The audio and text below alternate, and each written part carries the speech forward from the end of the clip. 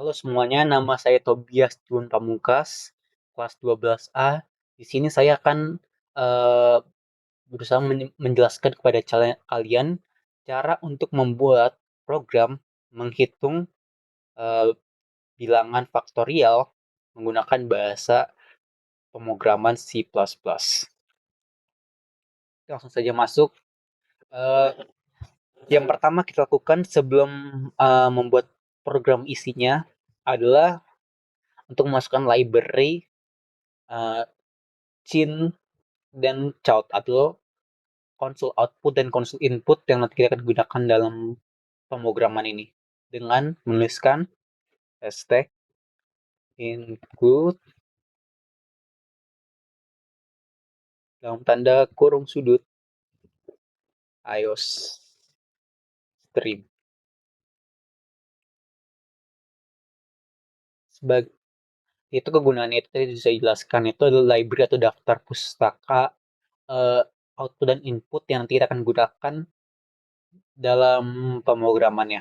Jadi kalau tanpa kita input ini, tag input ini dia nggak akan bisa bekerja pemrogramannya. Lanjut, yang kita akan lakukan selanjutnya adalah using namespace std. Jadi kegunaan program ini adalah untuk membuat ruang dan penulisan dari promnya itu sudah sesuai standar. Kalau enggak, nanti kita harus manual tuliskan std untuk masing-masing child atau apa konsol output dan konsol input ya. Lanjut, kita akan ke integer main. Jadi kegunaan integer main ini dia itu untuk menyimpan uh, memori singkat dari programnya. Dimana dia kan lulusan main berarti ini yang utama, dimana yang disimpan itu adalah yang isi dari nanti si di dalam kurung berawal ini. Dimana yang pertama kita akan tuliskan di sini adalah integer angka. Jadi kegunaannya itu apa? Kenapa gue tulis integer angka?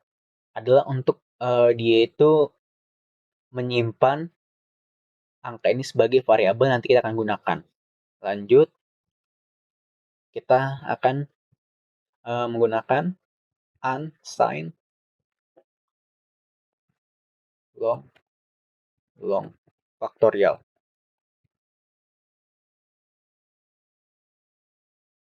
equal 1. Kegunaannya apa tadi gue tulis ini? Nanti kan kita integernya itu bakal apa namanya sangat besar. Bukan integer, sorry, apa faktorial kan perhitungannya pasti semakin besar, maka dia akan membutuhkan perhitungan atau kemampuan dari si bus program ini yang lebih besar. Makanya kita harus menuliskan unsigned long long factorial agar dia bisa melakukan perhitungan yang angka yang lebih besar gitu. Lanjut, terus kita akan membuat outputnya output apa konsol output pertama. Jadi ini akan keluarkan pertama kali pada saat kalian mengoperasikan program ini. Out. Ini tanda kurungnya ke kiri menuju ke output ya, karena dia kan mengeluarkan, jadi dia harus mengeluarkan apa yang di sebelah kanannya gitu, dimana isinya itu adalah masuk masukkan bilangan positif,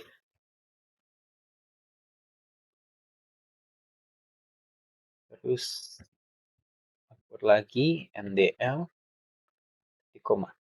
Ini kenapa tadi saya tambahkan NDL biar dia tuh langsung stop, jadi ini nggak continuous. Sebenarnya dia nggak harus tambahin, tapi ini biar nanti dia tuh space-nya itu bukan di sebelah sama apa satu row yang sama tapi di bawah row-nya. Kenapa saya buat NDL gitu? Kalau kalian nggak tambah NDL, nanti kan kita tulis input, nanti inputnya malah di sebelah kanannya atau satu row yang sama gitu. Dan jangan lupa juga titik koma. Ini kalau nggak ada, dia bisa error. Lanjut, cin, karena input, berarti itu dia menginput, misalnya kita masukkan angka, dia akan menginput ke dalam program. Misalnya, kita masukkan variabel angka ini. Jadi kalau apapun yang kita masukkan, misalnya 7, dia akan menginput ke variabel yaitu angka. Angka dianggap sebagai nilainya ada 7 gitu. Jangan lupa juga dan titik koma. Lanjut, kita akan buat skenario pertama, if dalam tanda kurung angka yaitu adalah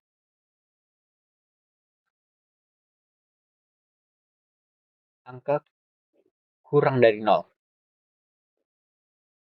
Dimana di sini kita buat tanda kurang kurawal lagi. Ini untuk skenario pertama, kan karena variabel faktorial itu dia itu nggak boleh negatif, karena kan dia perkaliannya itu terus-terusan sesuai dengan jumlah n negatif itu kan nggak dihitung secara matematis gitulah. Makanya jika dimasukkan ini apa kemungkinan pertama, maka kita harus buat yaitu output yang dihasilkan harus harus itu tidak bisa mengeluarkan. Jadi kita akan tulis di dalam isinya itu, maaf, Anda tidak bisa masuk bilangan negatif. Ini adalah kemungkinan pertama dari programnya.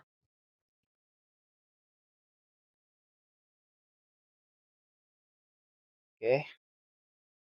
Lanjut ke kemungkinan kedua, else. Kita menggunakan else. Di sini untuk kemungkinan keduanya,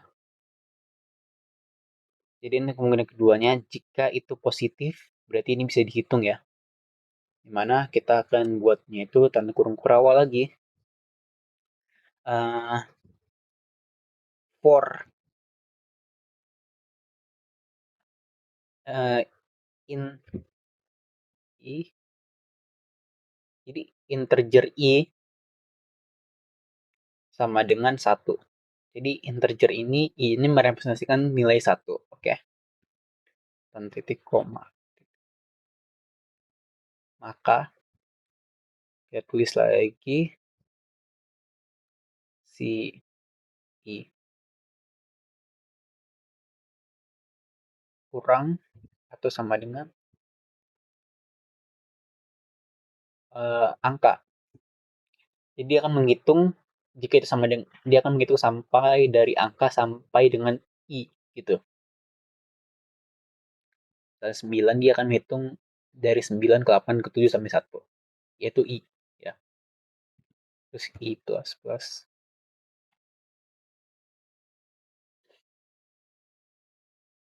lanjut sini kita bikin kurung kurawal lagi. Untuk yang pertama itu adalah faktorial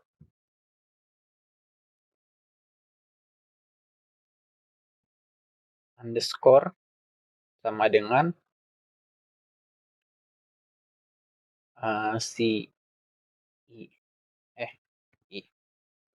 Jadi akan menghitung faktorial perkalian sampai dengan, jadi dia itu akan faktorialnya itu akan dihitung nih angkanya itu dikali sampai atau sama dengan 1 atau i yang tadi kita representasikan sebagai 1. Begitu. Sehingga jangan lupa titik koma 2 kali. Terus kita lanjut lagi kurung kurawal, baru kita outputkan hasil yang apa itu kemungkinan keduanya itu kita outputkan, kita keluarkan menggunakan caot tanda kurung hasil dari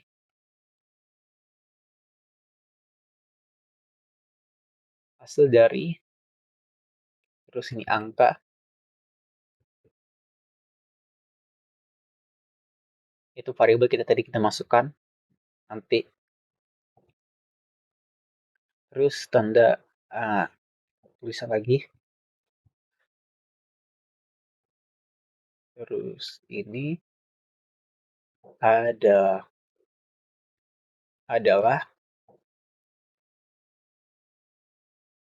baru di hasilnya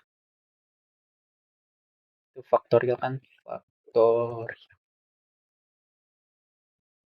enggak masuk lagi, terus NDL di koma,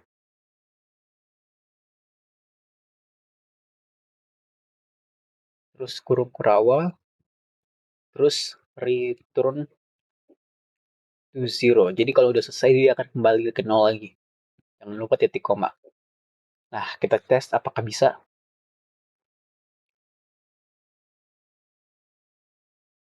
Oke, sudah bisa muncul output yang pertama kita masukkan tadi. Nah, karena ada dua kemungkinan, kita akan juga coba dua kemungkinan angkanya. Yang pertama yang negatif, kita akan masukkan minus 7. Kita lihat apakah kemungkinan pertama itu muncul atau enggak. Sesuai dengan program kita coba atau tidak. Kita coba ya. Oke, muncul. Baru ini kita akan lakukan kemungkinan kedua. Apakah muncul juga pemrogramannya?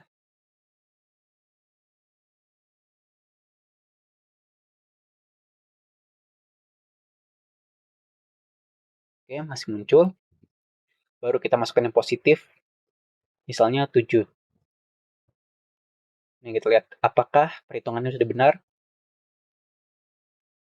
Hasil adalah oke, itu sudah benar ya. 5, 7 akar ini. Kita tadi itu sempat tambahin ini. Biar lebih rapih.